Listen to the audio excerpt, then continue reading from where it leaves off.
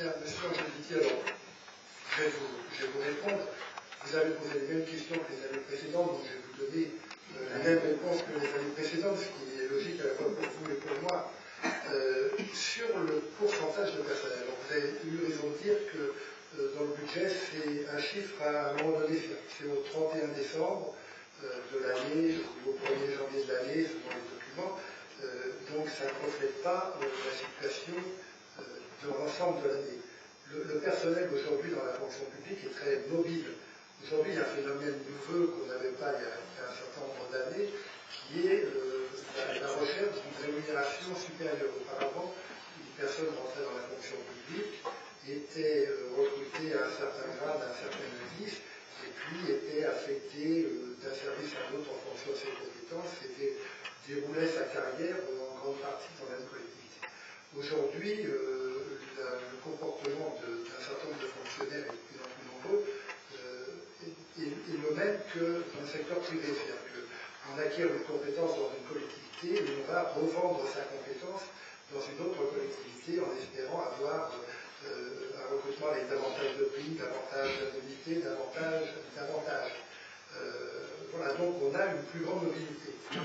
On le voit, il y a des agents qui ont fait 42 ans dans la mairie, 43 ans, voire parfois, qui viennent de prendre leur retraite. Aujourd'hui, on assiste à un passage plus rapide. On vient, on se forme, parfois on se fait former par la ville, on a parfois des passages secrets, on accepte des formations coûteuses, et une fois que la personne revient de cette formation, eh bien, elle vous annonce qu'elle a été recrutée et qu'en fait, elle a fait la formation en fait, à l'île de Gailly pour faire bénéficier une autre commune ou un autre syndicat de commune ou un autre organisme public. Donc on a ce mouvement, donc on a effectivement des moments où il y a des personnes qui manquent et puis des personnes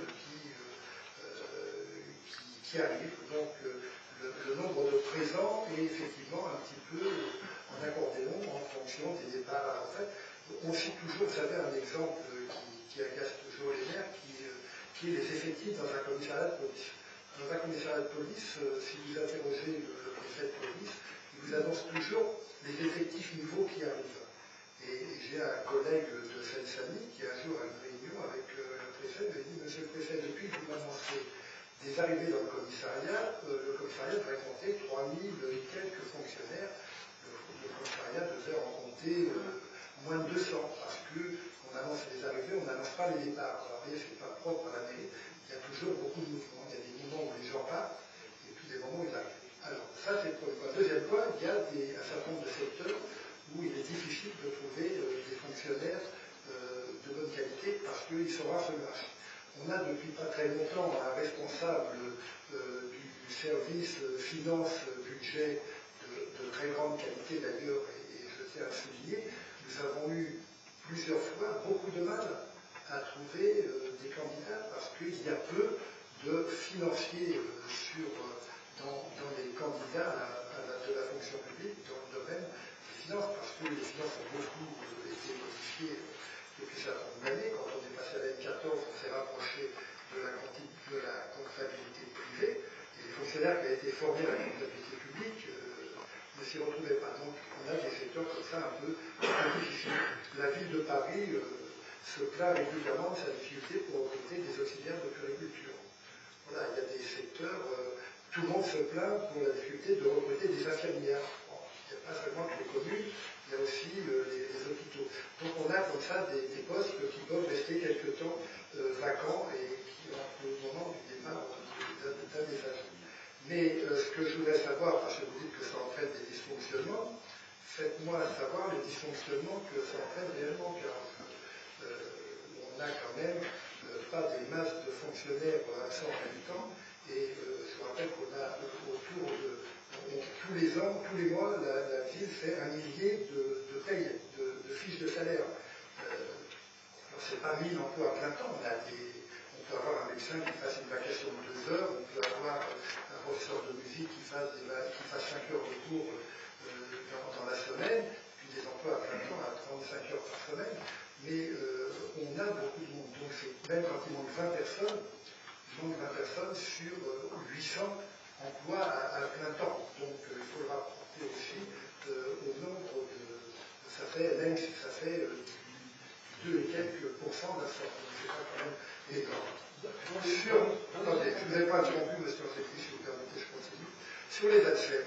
Alors, vous dites qu'il y a des ATSEM, mais elles ne sont pas tous ATSEM. Non, elles ne sont pas tous ATSEM parce que sur le marché, il n'y a pas beaucoup d'ATSEM. Pourquoi? Parce que pour être ATSEM, il faut avoir un CAP petite enfance, mais ça ne suffit pas, il faut passer le concours de la fonction publique pour être nommé ATSEM.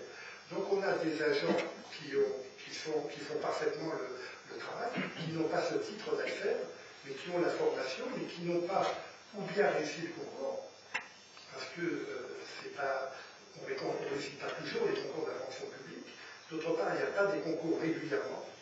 Il y a des emplois pour lesquels on peut rester pendant 2 ou 3 ans sans qu'il y ait de concours organisé par le centre de gestion interdépartemental, mais qu'on ait dans des écoles des ATSEM ou des adjoints techniques faisant fonction d'ATSEM, le travail est fait avec la même qualité. On peut avoir parfois même des adjoints techniques qui, étant en formation pour devenir ATSEM, sont plus motivés pour faire le travail que des ATSEM qui sont là depuis longtemps et qui sont j'allais dire, dans leur vitesse de croisière. C'est pas parce qu'on a un diplôme ou la réussite à un concours que l'on est obligatoirement meilleur que quelqu'un qui n'a pas été reçu à son concours, parce que ATSEM, ce n'est pas une fonction qui est d'abord en priorité tournée vers la réflexion, c'est tournée vers la préoccupation des enfants. Ce sont des personnels qui sont proches. On a traité de ce personnel dans le magazine il y a 2 mois pour rendre aussi un peu hommage à leur travail, qui est un travail important, un travail non pas de nature pédagogique mais de nature éducative, et c'est un personnel qui est très utile aux enseignants de maternelle pour faire fonctionner une école normalement et pour que les enfants aient un encadrement d'adultes de bonne qualité. Sur le chauffage, alors vous parlez du chauffage à propos d'économie budgétaire, là il n'y a pas de problème de cet ordre-là, puisque nous avons un contrat qui est un contrat d'objectif avec l'entreprise qui fait fonctionner le chauffage. Donc il a des obligations. S'il ne répond pas à ces obligations, parce que quelquefois il arrive effectivement que le lundi matin on n'est pas à la bonne température, ça ne va pas entraîner d'économie pour la ville. Ça va entraîner simplement qu'on va mettre en demeure l'entreprise d'avoir à veiller à répondre aux objectifs fixés contractuellement. Voilà. Donc là, il n'y a pas d'incidence. On ne dit pas à l'entreprise baisser un peu le chauffage dans les écoles pour faire des économies. Le montant des prestations est fixé par contrat.